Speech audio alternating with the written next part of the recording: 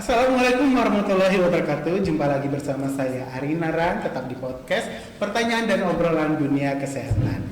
Ya, kali ini kita akan membahas tentang bayi yang lahir di rumah sakit. Diapain aja sih? Saya sudah undang di sini bersama Ibu Yani. Ya, selamat datang Ibu Yani. Ya, beliau adalah bidan dan bagian di ruang perinatologi atau ruang bayi. Ya, mungkin ibu-ibu yang sudah pernah melahirkan di rumah sakit mungkin kenal dengan ibu ini ya. Oke, selamat datang Bu Yani. Selamat datang. Oke, ibu di rumah sakit sebagai kepala ruangan ruang bayi ya Bu ya. Oke, tentang ruang bayi atau tentang bayi ini saya mau bertanya Bu, prosedur perawatan bayi saat melahirkan di rumah sakit itu diapain aja? Bayinya lahir dari ruang operasi, nanti kita sambut, dokter anaknya udah standby. Kemudian nanti dihangatkan sambil dibersihkan lendirnya, badannya.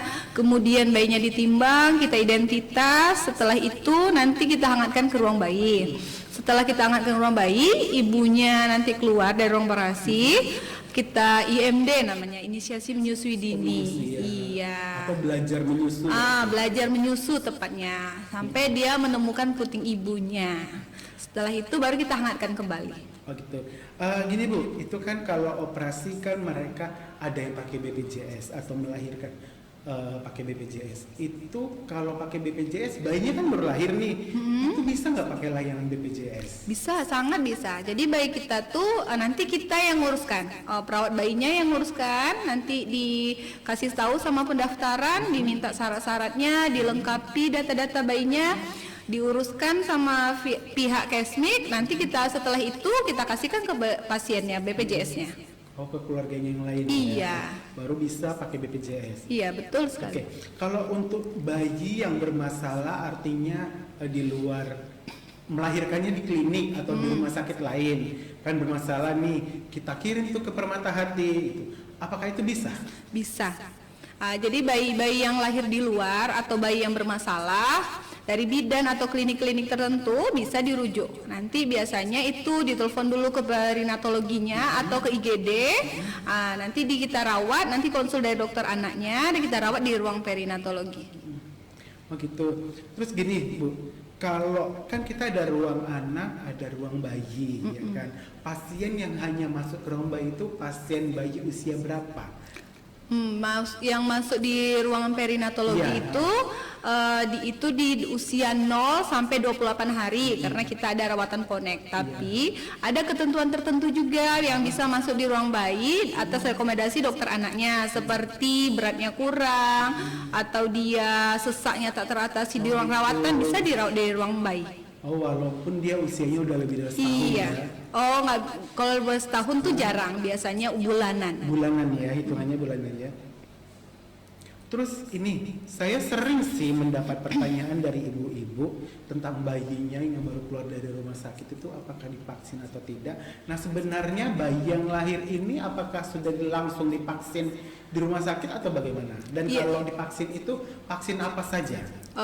Bayi yang lahir di tempat kita itu kita vaksin HB0 namanya, hepatitis usia 0. Itu kita vaksin setengah jam setelah dia lahir, setelah dokter menyuntikkan vitamin K. Itu disuntikan sesuai daerah vaskes tertentu. Kalau biasanya kalau kita tuh ngambil di 4 vaskes, jadi tergantung kelurahan atau daerah tempat tinggal pasien. Gitu. Iya. Jadi bisa ya.